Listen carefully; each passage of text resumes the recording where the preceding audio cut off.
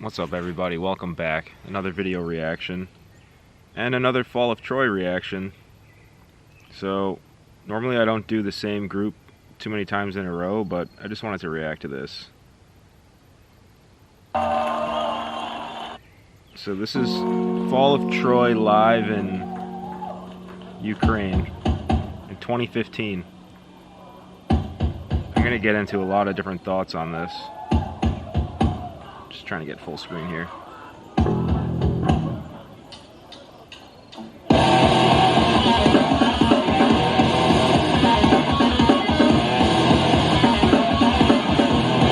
Alright, he's playing an SG, and I went online and looked up lightest electric guitars. SG is definitely listed as one of the lightest. But is that really true, though? I don't know.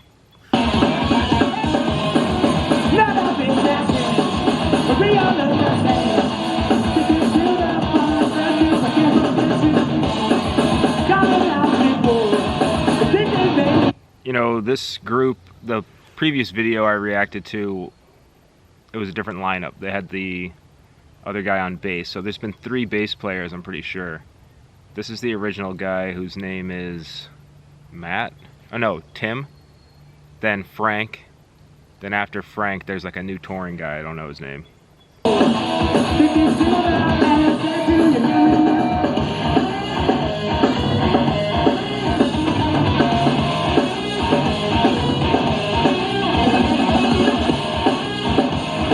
I was highly critical, well not really, of Alex G's clothing choice for when he played on Fallon or Colbert or something. I approve of the Fall of Troy bass player's Western shirt, of course.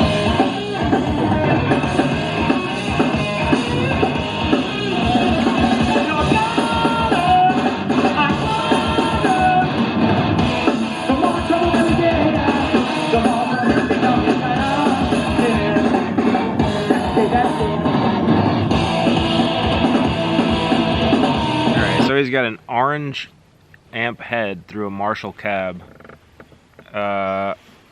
which is a setup I've seen other guitarists use. I saw some guy on Hate 56, I forgot the name of the band. I gotta remember it. I should do a reaction to that. But he had a similar setup, but he was playing a Stratocaster. But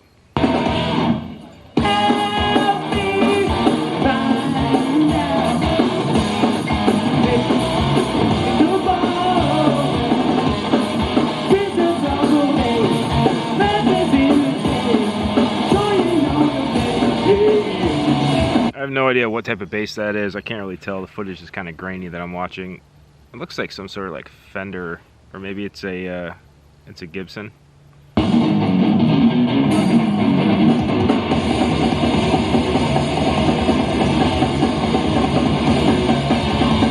I like that he's playing through an Ampeg. I've seen other videos of this group where the guitarist and the bass player are both playing through orange full stacks, or like he has a half stack and an orange like refrigerator bass. I don't really like the look of that.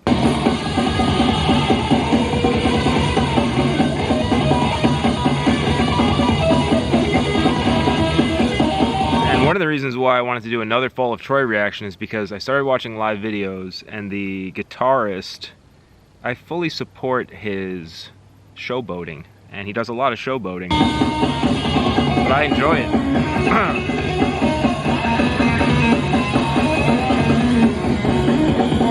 Alright, so Pearl drum set.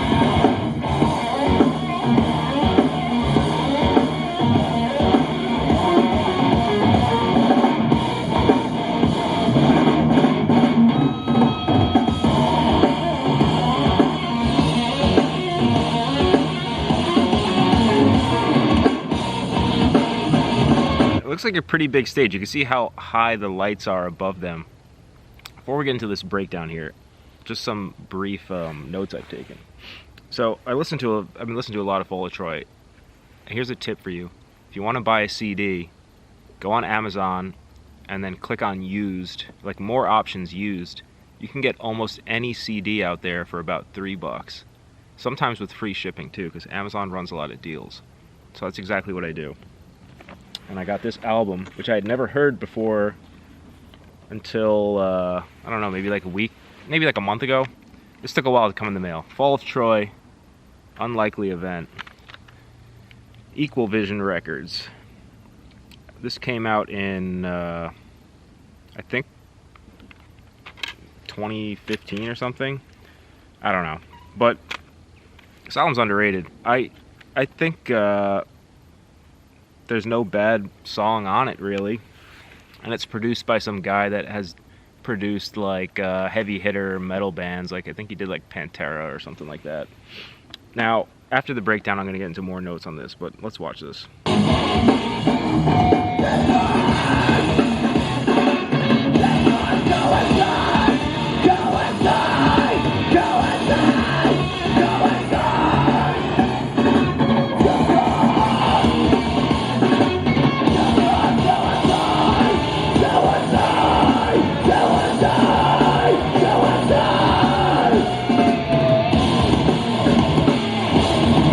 Showboating.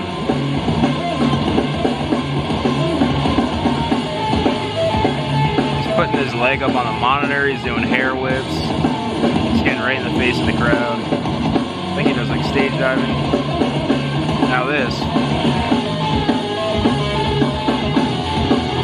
I have a lot of thoughts about this. I think in a general sense, we can all call that slam dancing, right? But this guy went on all fours and did like a Fudgy the Whale. That's what I'm going to call that. And I bet you the kid that did that move, I mean, I don't know the history of all fours slam dancing, but I guarantee that this kid is a nerd who knows exactly what the name of what that move is and like where it originated and like why he did it. If he made that up right on the spot, he's a genius, and his name is Fudgy the Whale now. But we're going to get into more about the dorkiness of Fall of Troy.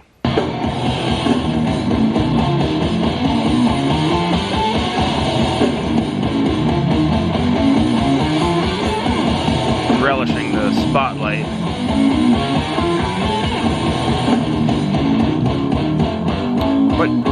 And the reason why I like it is I believe, wow. Hey, Jake from... I can't believe that they put an ad right before the end of the song. I guess let's watch it. State Farm. We have to know. Yeah, these are State Farm pajamas.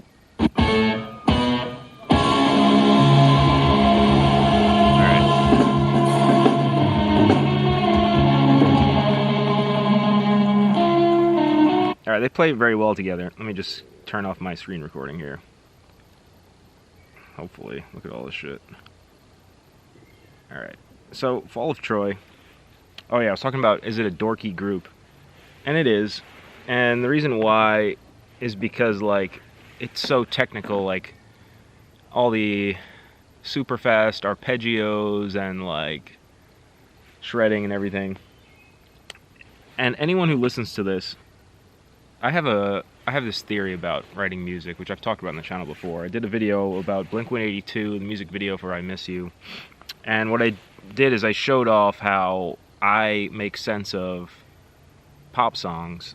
And this is a strategy that dates back to, I guess, I'm not the inventor of this, because this was used at least as early as 2009, when I used to play guitar. And I had a buddy playing drums. In his parents' basement, he had a whiteboard, and we would use the whiteboard to figure out the song structures. So in addition to Unlikely Event, I got Doppelganger, which is inside the case here, the actual CD. I can show you that.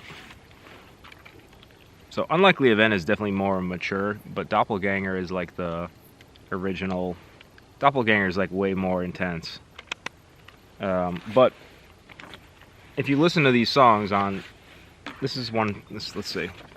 So Fall of Troy, I don't know if it's going to focus on this. Yeah, it should look okay. Alright, so this is track 4 on Doppelganger. Now, when you look at this, there's little shapes on here. Each of the shapes represents, you know, counted time. So I think it's 8 beats, right? And then, like, I'll shade in different shapes, and what I notice what Fall of Troy does is they consistently will, you know, right here, you have 3 bars, or 3 8-beat squares, and then they'll shift into a different time signature, and it's a lot of 4/4 into 3/4, and the tempos are pretty fast. So it's 4/4, for a little bit, and then we'll do a little 3/4, then back to the 4/4. I didn't notice anything that I couldn't count with that approach. I know there are certain groups that I've seen the sheet music where they go into even more complex time signatures, like 5/4. But you're just counting to a number over the same base layer of beat, so you're counting to 5 and using that instead of counting to 4 for 5/4, I guess. But it does get complicated. I'm not an expert on figuring out time signatures, but this is something where I'll sit there and have a stereo. I'm not using the computer, I'm using actual stereo, physical stereo, and I'm hitting play, and then I'm following along and I'm counting out every single beat and I'm writing it out, and there's like little notes here like, okay, 4/4, count to 8 as usual, sliding chord changes, breakdown with double bass pedal, transitional chords, let ring, blast beats, etc. So you can, the usefulness of this is like, alright, this is one song off Doppelganger, but if I sit there and I do every single song off Doppelganger, and I do every single song off of this album, what ends up happening is I have a collection of guidelines to where I can just create my own version of this, maybe it's slightly different, and use my own version to template the drum track for a song. And that's the hardest part of writing and recording rock music, is the drums, really. But yeah, I have even more thoughts on Fall of Troy. Can get into like the vocal approach and everything, but this video's gone on for a while, so if you enjoyed the reaction, leave a like, comment, subscribe, thumbs up. I'm gonna do some more reactions right here. It's getting kind of dark out, but probably gonna do one more, and I'll see you soon. As always, have a great day. Bye.